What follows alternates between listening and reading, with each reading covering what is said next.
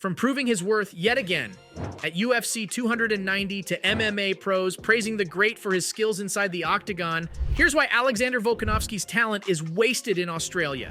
The guy's not your average athlete. The reigning UFC featherweight champion proved how good he is, yet again, at UFC 290. That's where he defended his title in an epic showdown against the former interim champion, Yair Rodriguez. Volk's not afraid of taking on the very best of the best. Sure, he lost against Islam Makhachev via unanimous decision just a little while before facing Rodriguez, but that was a very close fight. Still, you need to remember that he's the only fighter who's managed to give Makhachev a real challenge.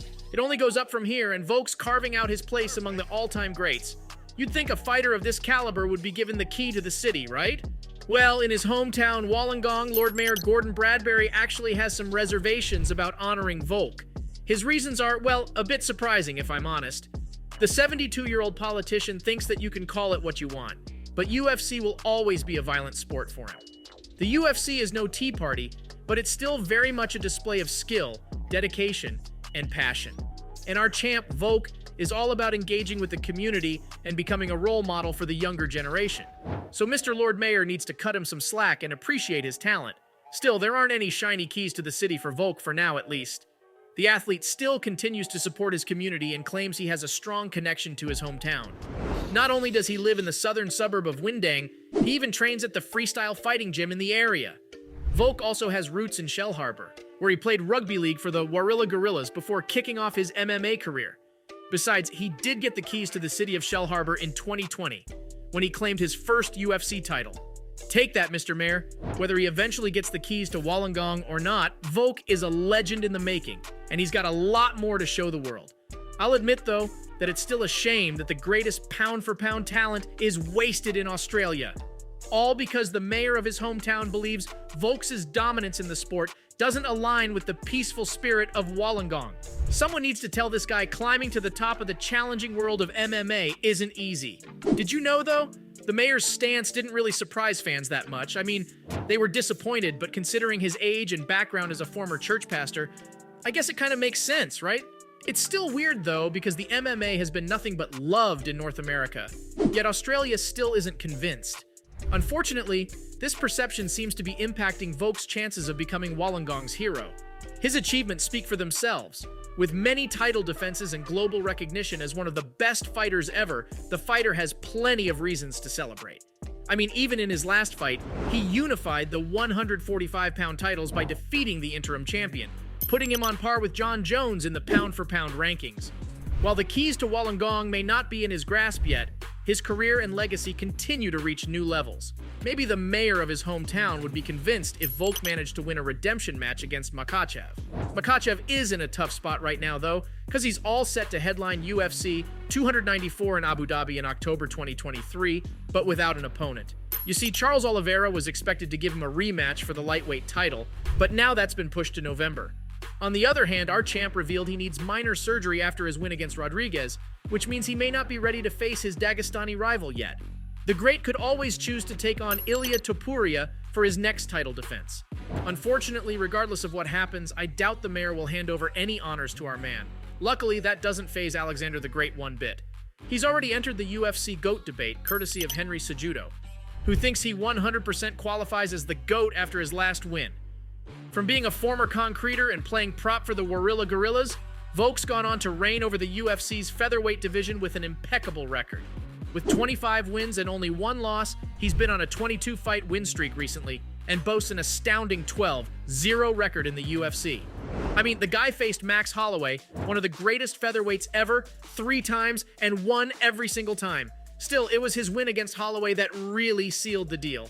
My man was unstoppable, dishing out a 45 shutout on all 3 scorecards.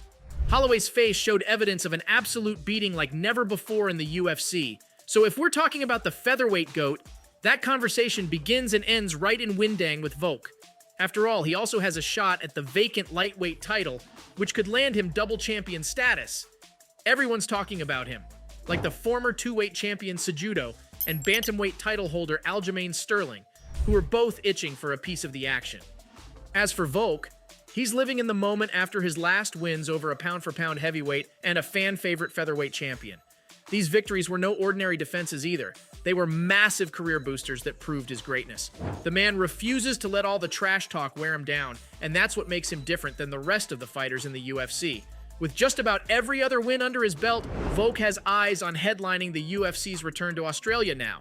He's had enough of getting booed when being crowned the champ on foreign soil. The fighter's ready to defend his belt on his home ground for once. While he's coming up with a game plan for his next big move in Australia, Volk's teammate and middleweight champion, Israel Adesanya, has his eyes set on Alex Pereira, who arrived in Las Vegas unranked, knocked out Sean Strickland, and is now primed for a shot at Adesanya's crown, having already defeated him twice in kickboxing. Still, Adesanya's confident in his abilities and ready to put Pereira on ice. With both Volk and Adesanya on the rise, the MMA world is in for some jaw-dropping showdowns. And did you know, Volk's on a mission to become the featherweight GOAT and move past being tied to John Jones at number 1. After his display at UFC 290 in Las Vegas, it's clear that he doesn't play around at 145 pounds. I mean, he faced arguably the toughest fighter of his career, who everyone thought would win in their matchup, but our champ is on a quest for double champ status. Unfortunately, he may have hit a bump in the road during his lightweight title attempt, but the champ's determined to rule the featherweight division with an iron fist. Oh, and did I mention that Cejudo had his sights set on challenging the Great? The banter between them was epic, with Cejudo playfully calling Volk the average, and he's not the only one praising Volk. Fans, fighters, and pundits in the MMA community have been in awe of our champ's skills. His victories over legends have solidified his claim to greatness, and he's even getting praise from Michael Chandler as the most unbeatable guy in the entire world because he ticks all 3 C's: completeness, cardio, and most importantly, composure. Chandler observed that the champ doesn't even shy away from embracing his own fighting style, as he confidently incorporates a mix of hard punches, fundamental strikes, and basic techniques, using both his hands and feet, and occasionally incorporating elbows and knees, on top of navigating grappling exchanges beautifully against the cage, displaying his skill in both offense and defense. He also pointed to his exceptional takedown ability, especially with the challenge of moving up a weight class for Makhachev and putting up one hell of a fight.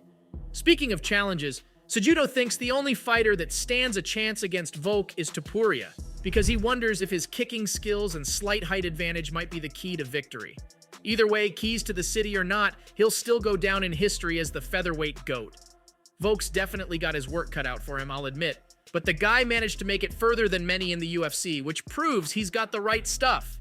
So from MMA pros praising the Great for his skills inside the octagon to proving his worth yet again at UFC 290, that was why Alexander Volkanovski's talent is wasted in Australia.